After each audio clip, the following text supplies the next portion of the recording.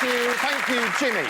Now, the notoriously genteel world of football was plunged into turmoil this Saturday as the Man United-West Ham match was sullied when this man, Piltdown footballer and one-man theory of evolution botherer Wayne Rooney, scored a hat-trick and had his feisty celebration vividly captured by the looming pitchside camera. I should warn you, this clip contains strong language from the fucking outset. It's Manchester United heading in the right direction.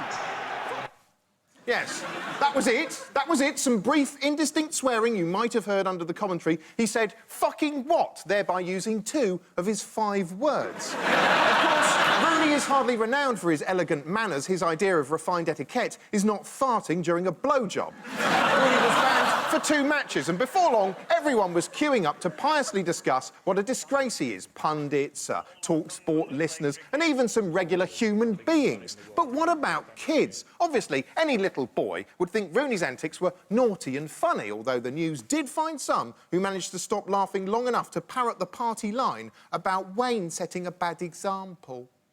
Disgrace because it's setting a bad example for the kids like us at Tigers and for other people out there who want to be, and it's a bad example, really. It wasn't really appropriate for the people who were watching at home. Say there were kids watching, that's just bad.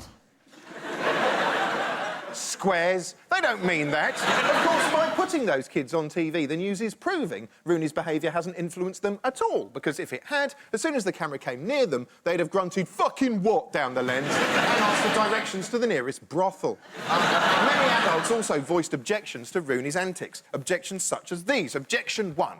Wayne Rooney should know better. Well, come on. Wayne Rooney doesn't know anything. He's got the IQ of a steak and ale pie. Look, here he is, behind Hugh Edwards, trying to shove an entire football into his mouth. Ridiculous. Let's face it, he's a basic mammal with one unusual skill. He's like a bear that can play the accordion. If Sky Sports must startle this simple beast with a camera, they shouldn't gasp themselves sick when he does something primitive. In fact, they should be rewarding him with an extra handful of feed for not instinctively leaping atop the scary picture-catching machine and trying to hump the lens to death with his lumpen troll cock. Objection number 2.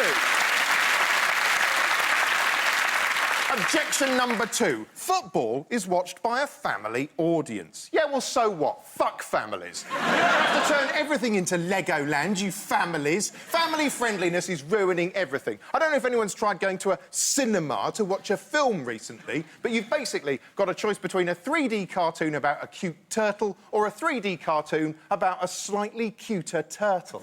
Everything's so sanitised. When I walk past my bathroom mirror, I'm amazed my own balls aren't pixelated out in case my inner child is watching. Football isn't aimed at families anyway. If it was, the players would be dressed like this, and it would be called Goo Goo Gaga Super Duper Ball Time.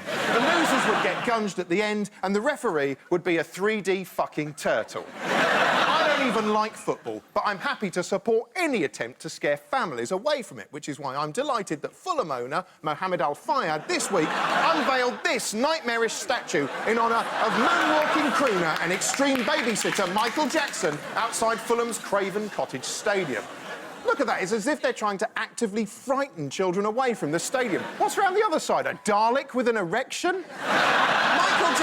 Michael Jackson does seem like an odd role model to glorify, which brings us to Rooney objection number 3. Wayne Rooney is a poor role model. Well, if you need a role model, you are a dick. But in any case, he is a brilliant role model. There should be a statue of him outside every stadium in the land. A statue that looks like this, basically. It highlights the valuable moral lesson he teaches kids, because, as you can see, he's got all the trappings of modern celebrity. Look, there's some money there, fame, tits on tap, yet still he's scowling unhappily like a divorced shovel. He's a miserable man trapped in a prison of meaningless shit. David.